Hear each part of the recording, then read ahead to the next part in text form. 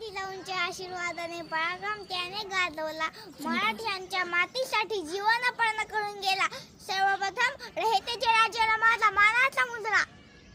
सन्माननीय व्यासपीठावरील मान्यवर, वंदनीय गुरुजन वर्ग, तसेच येथे उपस्थित सर्व शिवभक्त रसिक अवघ्या मूठभर मावळ्यांना सोबत घेऊन ज्यांनी आभाळभर शौर्य गाजवले. जसे राजे छत्रपती शिवाजी महाराजांचा जन्म 19 फेब्रुवारी 1630 रोजी शिवनेरी किल्ल्यावर झाला. त्यांच्या आईचे नाव जिजामाता आणि वडिलांचे नाव शहाजीराजे भोसले असे होते.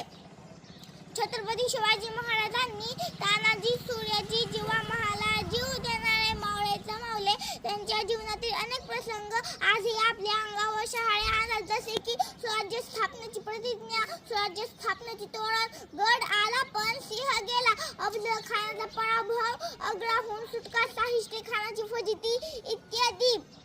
मित्र हो, श्री छत्रपती शिवाजी महाराजांचे कार्य आणि विचार शब्दात मांडणे अशक्य. म्हणून मला म्हणावंसे वाटते की शब्दही पडतील अपुरे अशी शिवरायांची कीर्ती. राजा शोभून दिसे जगती असा तो शिवछत्रपती शिवछत्रपती शिवछत्रपती. एवढे बोलून मी माझे 2 शब्द संपवते. जय हिंद, जय भारत.